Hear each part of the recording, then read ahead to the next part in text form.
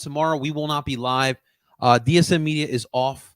We're shutting down operations for the day. Our boy Scotty's getting married. So if you guys follow Scotty, talk sports on any social media, please congratulate him. Him and his beautiful fiance are finally getting married tomorrow. So make sure you guys show some love to our boy Scotty. But yes, no content tomorrow. So real quick, I want to talk about Saturday's matchup against Cincinnati. Now, we talked yesterday about the presser with Jim Curtin. Very good news, I would say. The biggest thing is that I was concerned about the depth that we would have. Now, Cincinnati as well will be struggling with that factor, considering the fact that their most important piece, an MVP candidate, Luciano Costa, is out. Yellow card accumulation, so he will not be available for Cincinnati. That's humongous. I can't even explain how big that will be here for the Philadelphia Union, because the fact of the matter is, in the attack for FC Cincinnati, it really goes through Luciano Costa. There's a reason why he's in the running for MVP this year. So not having him on the pitch is super big for the Philadelphia Union, but it's still a pretty dangerous team. They should still be intact, especially like in that back seven. So pretty much Cincinnati runs this 3-5-2. I'm sorry, 3-5-2 or 3-4-1-2, however you want to call it.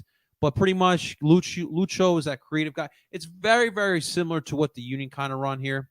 Honestly, it's very identical to what the Union run. It's so ironic, man.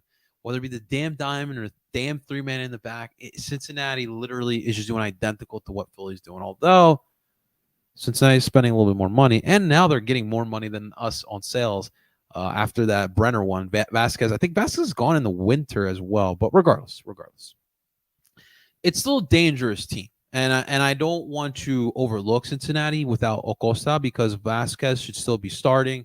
Their replacement for Brenner, Aaron Bupenza, he's still trying to find his grounding, and he's coming back from international break with Gabon in Africa and the AFCON. So he probably will start. We will see. They still have Dominic Badji, which is crazy. Oh, Dominic Badji, talk about MLS lifers, MLS journeyman. That's journeyman through and through.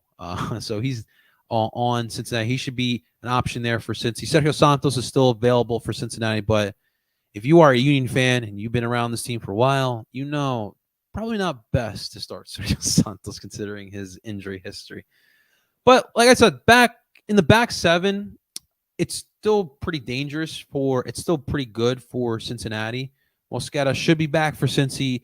Miazga and Hagelin, that's really been the main three in the back, and they've been doing a good job of holding things down for Cincy back there.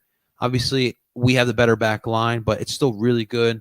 Mosquera, I'm familiar a little bit with Mosquera's game. We saw him actually earlier this year in TQL. He's very technical, very good with the ball at his feet. Miazga, obviously, former U.S. men's national team, international player. Hasn't really gotten called up, which is interesting. But he's still a really solid player, and they spent a lot of money on Miazga. And Hagelin is just solid. All right, he's solid. Celentano has been the goalkeeper here for Cincinnati, and they're coming off of a loss against Orlando. It's an upset loss.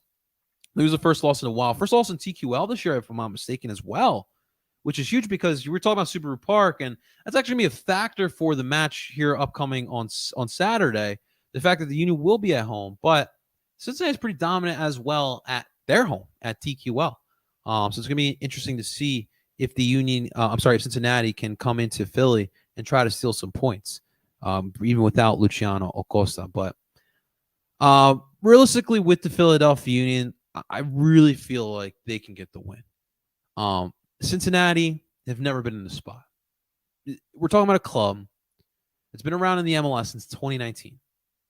They haven't had success in the MLS since last year. And all of a sudden, now they're the big boys. All right? They're the big guns. You know, they're first place in the Supporter Shield race. They're first in the East. They're pretty comfortably in first right now. So right now they have 57 points. New England's right behind them with 40, and it's really not right behind. It's 9 points behind Cincy, with 9 points. They have 48 points. Orlando has 46, and Orlando has 47. We have 46. It's ironic because Columbus is 45. So you guys can tell within that top five, and you could throw Orlando in there as well, who have 42. Those top six really can go either way. So for Cincinnati, it's important to get a result here this weekend. because they want to stay comfortably in that top spot. You want that top spot. You want that home field advantage throughout the playoffs, especially since Cincinnati's proven that they have a home field advantage at TQL. So it should be interesting. But the health, being able to have Gazdag, Bueno back here for tomorrow. The Flock news was big because we were talking potentially not having him for the rest of the regular season and the playoffs up for grabs. But after a second opinion, it seems like he could be back in 3 weeks, less than a month. It seems shorter. That's big. Having some depth at midfield. Obviously, we've had some injuries, some suspensions. That depth in the midfield took a little bit of a hit. Ali Bedoya, speaking of yellow card accumulation, will not be playing tomorrow. That's veteran leadership. But still, I think that for tomorrow, I think that they go back to the 4-4-2 diamond, especially with the fact that Cincinnati likes to run the 3-5-2. I want to try to exploit that back line. And I love having those two forwards to kind of exploit those spaces in between those center backs. And then having Gazdag doing Gazdag things. That's what I want to see. Kai Wagner, don't forget, is coming off of a 3-assist match against the Red Bull. Can he continue that? I don't know what Jim's thinking about the other side. I personally would go with Harriel because Cincinnati has some solid wingbacks. My boy Santi Arias, who unfortunately didn't get any playing time with Colombia, which is another frustration of mine. Dude, that was just timeout, 2 seconds. What the fuck happened in Chile? Dude, we look so inept. It was like watching it was like watching Cincinnati like 2020 or 2019, man. That was bad.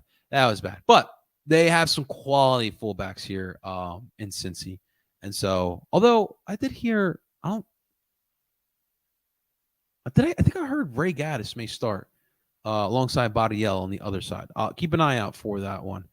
I'll keep an eye. There could be a Ray Gaddis appearance here on Saturday. Just keep an eye out there. Keep an eye out for that one, but we'll see. Obviously, I mean, if Ray Gaddis scores, we are going to lose our freaking minds if that's the case there. But I think 4-4-2 diamond, like I said, Wagner, Glezes, Elliott with Harriel. I think El Brujo back. You stick him back at the 6. McGlynn and Bueno as your shuttlers. Gazak at the tip. Carranza and Ure as your two forwards there, man. And look, treat this like a playoff match. You still have a chance to get a supporter shield. You still have a chance to take down Cincinnati, bring them back down to a peg. And it is here for the taking. It is absolutely here for the taking. I think that midfield, the biggest key to this match is going to be that midfield battle. Kubo should be replacing Acosta with suspension. And if that's the case, I mean, you tell me that diamond of Gazdag, McGlynn, Bueno, and Brujo against hold on, wait a minute. Y'all thought I was finished? I got so many tabs open right now. Listen, and Iwobu, you guys know, and Iwobu, I love that dude. That dude's a baller. Moreno, solid. And Kubo, that is not raising any fear to me personally with our diamond midfield. And then Ure and Carranza exploiting those spaces. Yo, for Carranza, real quick, for Carranza, the board is set for Carranza. You heard Jim yesterday talk about, he confirmed what we all knew, the rumors about Olympiacos, but it's not just Olympiacos. There's clubs that are interested in Julian Carranza. All he has to do, it is so simple that it's hard to achieve. Like, it's one of those things. Easier said than done. You have to keep up in this pace that he's on right now. I think he's tied right now in MLS play and with goals for the Union with Daniel Gazdag. Keep up this pace. If Carranza keeps up this pace, he's gone. For sure, he's gone. And we're talking like $7 to $10 million for Julian Carranza. Guys, that's the most we've ever received for a player.